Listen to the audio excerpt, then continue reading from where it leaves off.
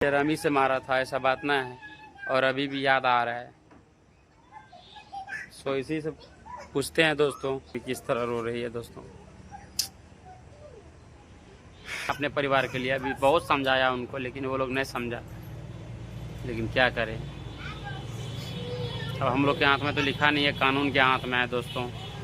और दोस्तों देखिए किस तरह रो रो के बुरा हाल कर। भाई आरती जैसे बेटी सबको दे, सबको दे। तो हेलो यूट्यूब फैमिली, हमारे चैनल में स्वागत है। तो छोटू के जो केस भी नया रंग लाया है, क्योंकि उनके ससुर कोर्ट में गए थे, जो कि आरती के भाई और पापा के फांसी के सजा के लिए।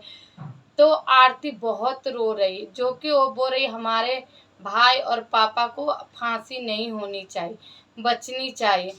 तो जिसका लड़का गया है वो तो सजा मांगेंगे ही, क्योंकि उनको लड़का के बेरहम से मारे थे तुम्हारे और भाई और तुम्हारे बाप और तुम्हारे फैमिली वाले। तो तुम रो रहे हो कि उसके लिए, मुझे समझ में नहीं आ रहे तुम क्या हो। मुझे समझ में, तुम्हारे दिमाग में क्या चलते रहते, ब्लॉग में कुछ और दिखाते, फिर केस के लफड़े आते तो तुम अपना रंग बदल लेते। भाई तुम्हारे जैसे लड़की किसी को नहीं घर में होनी।